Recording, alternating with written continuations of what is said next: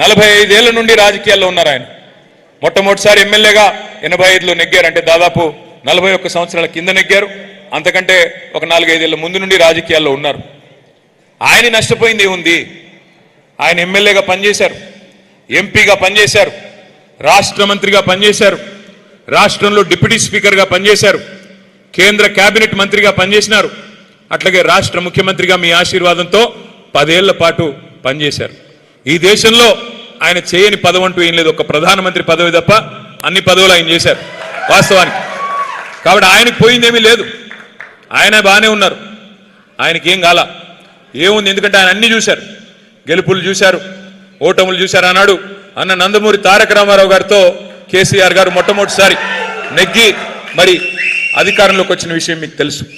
అప్పటి నుంచి చూస్తే ఎత్తులు పల్లాలు గెలుపులు ఓటములు కేసీఆర్ గారు అన్ని చూసిన వ్యక్తి. ఆయన ఏమి కొత్త కాదు, ఇది గెలుపు కొత్త కాదు, ఓటమి అంతకంటే కొత్త కాదు.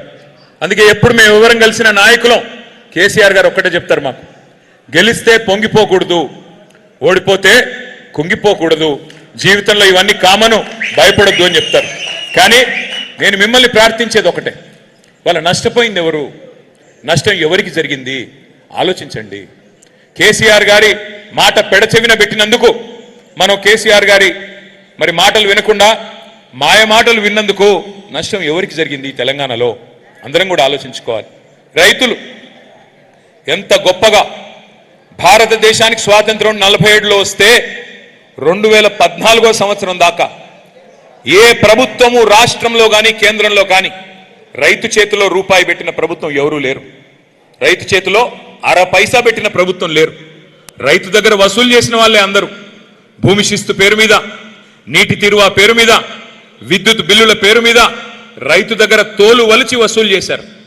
ఆఖరికి రైతులు అప్పులు కట్టకపోతే మోటార్లు ఎత్తుకుపోయిన రోజులు, స్టార్టర్లు ఎత్తుకుపోయిన రోజులు. ఆ రోజుల్లో అంజుమన్ బ్యాంక్ అని ఉండేది, మరి ఇప్పుడు ఉన్నట్టుంది. కానీ చివరికి తలుపులు కిటికీలు ఎత్తుకుపోయిన రోజులు కూడా ఉన్నాయి, లోన్లు కనుక కట్టకపోతే. మీకు కొంతమందికి పెద్దవాళ్ళకి తెలిసి ఉంటుంది. అట్లాంటి రోజుల నుండి 2014 తర్వాత తెలంగాణ రాష్ట్రం వచ్చిన తర్వాత మొట్టమొదటిసారి దేశ చరిత్రలో ఒక నాయకుడు రైతుకి పెట్టుబడి సహాయం చేయాలని చెప్పి ఆలోచన చేసి ఒకసారి కాదు, 2 సార్లు కాదు, 11 సార్లు నాట్లేసే టైం వచ్చింది అంటే మీకు ఎవరికి దండం పెట్టే అవసరం లేదు, దరఖాస్తు పెట్టే అక్కర్లేదు, దఫ్తర్లు తిరిగే అవసరం లేదు. ఫోన్లన్నీ టింగు టింగు టింగుమని మోగి 70 లక్షల మంది రైతుల ఖాతాల్లో 73,000 కోట్లు వేసిన నాయకుడు భారతదేశంలో మన నాయకుడు కేసీఆర్ గారు. ఇవాళ నేను అడుగుతా ఉన్నా మన రైతు సోదరుల్ని, తెలంగాణలో మా సత్తుపల్లిలో, మా ఖమ్మం జిల్లాలో నష్టపోయింది ఎవరు?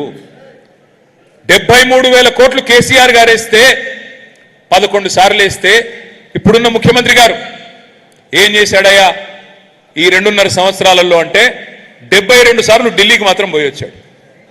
ఏం చేశాడు మరి 72 సార్లు ఢిల్లీకి పోయి అంటే? నాకైతే తెలియదు, ఏమైనా ఉంటే మీకే తెలవాలా, నాకైతే తెలియదు. ఎందుకు పోయాడు, ఏం తెచ్చాడు నాకైతే తెలియదు, తెలంగాణ ప్రజలకు కూడా తెలియదు. అట్లాగే నేను అడుగుతా ఉన్నా, కేసీఆర్ గారి ప్రభుత్వంలో ఇదే ఖమ్మం జిల్లాకి, ఇదే కొత్తగూడెం జిల్లాకి, ఉమ్మడి ఖమ్మం జిల్లాకి మొత్తం సస్యశ్యామలం కావాలి, గోదావరిలోని నీటిని ఒడిసి పట్టి బ్రహ్మాండంగా ఖమ్మం జిల్లా రూపురేఖలు మార్చాలి అనే ఒక ప్రయత్నం కేసీఆర్ గారు బలంగా చేశారు. కాంగ్రెస్ వాళ్ళు రాజీవ్ సాగర్, ఇందిరా సాగర్ అనేది 2 ప్రాజెక్టులకి జలయజ్ఞంలో భాగంగా రాళ్ళేసిపోయారు. కానీ చేసింది పెద్దగా ఏమీ లేదు. కానీ కేసీఆర్ గారు ఎవరో నాయకుల పేర్లు, తెలంగాణకు సంబంధం లేని వాళ్ళ పేర్లు ఎందుకని చెప్పి ఆలోచన చేసి మీ జిల్లా మొత్తం తెలంగాణకు ఆరాధ్య దైవమైన భద్రాద్రి సీతారామ స్వామి వారి పేరు మీద సీతారామ ప్రాజెక్ట్ అని పెట్టి మన జిల్లాకి 7 లక్షల ఎకరాలకి, కొత్తగా 4.5 లక్షల ఎకరాలకి కొత్త ఆయకట్టు స్థిరీకరించడానికి, ఎన్ఎస్పి కింద ఉండే కాలువల కింద ఉండే వ్యవసాయాన్ని స్థిరీకరించడానికి 2.5 లక్షల ఎకరాలకి, మొత్తంగా 7 లక్షల ఎకరాలకి సాగునీరు అందించే ఒక బృహత్తరమైన యజ్ఞానికి శ్రీకారం చుట్టారు. అందులో మీ సత్తుపల్లిలో 90,000 ఎకరాలు స్థిరీకరణ, 40,000 ఎకరాలు కొత్త ఆయకట్టు, మొత్తం కలిపి 130,000 ఎకరాలు సీతారామ ప్రాజెక్టు పూర్తయితే మొట్టమొదటి అందుకునే నియోజకవర్గం మీ సత్తుపల్లి నియోజకవర్గం అనే మాట నేను మీకు విజ్ఞప్తి చేస్తా ఉన్నాను.